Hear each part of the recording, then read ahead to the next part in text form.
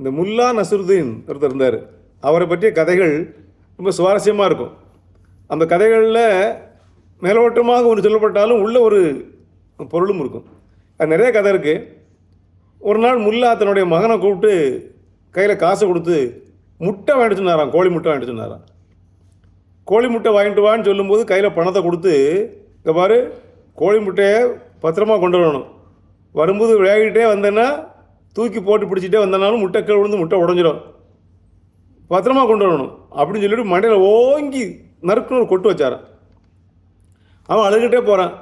பக்கத்தில் இருக்கவங்க கேட்குறான், ஏய்யா முட்டையை வாங்கவே இல்லை, இப்போ தான் கடைக்கே போகிறான், முட்டையை வாங்கவே இல்லை, வாங்கி விளையாடவும் செய்யலை, விளையாடி உடைக்கவும் செய்யலை, அப்போ தப்பே செய்யாத பையனை இப்போ ஏயா கொட்டினேன் அப்படின்னா. ஒரு வேளை முட்டையை வாங்கி உடச்சிருந்தான்னா கொட்டலாம், இப்போ எது கொட்டுற அப்படின்னு கேட்க சொன்னாரான்.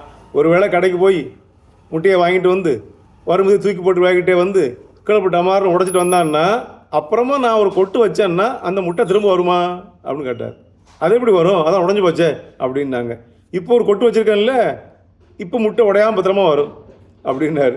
ஏதாவது இன்றைக்கி பெற்றோர்களெல்லாம் பையன் படிக்கும்போது படின்னு கண்டிக்காமல், படிக்காமல் இருந்து பரீட்சையில் ஃபெயில் ஆன பிறகு குதிக்கிறான் பாருங்கள், ஏன்டா ஃபெயில்னு அடிக்கிறான் பாருங்கள். அதில் என்ன அர்த்தம் இருக்கிறது?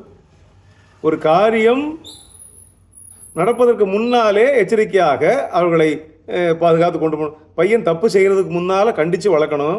தப்பு செய்த பிற கண்டித்தாலும் அடித்தாலும் மிதித்தாலும் கொன்னாலும் நடக்காது என்பதை ரொம்ப அழகாக அந்த முட்டை கதை மூலமாக முல்லா கதையிலே சொல்லப்படுகிறது.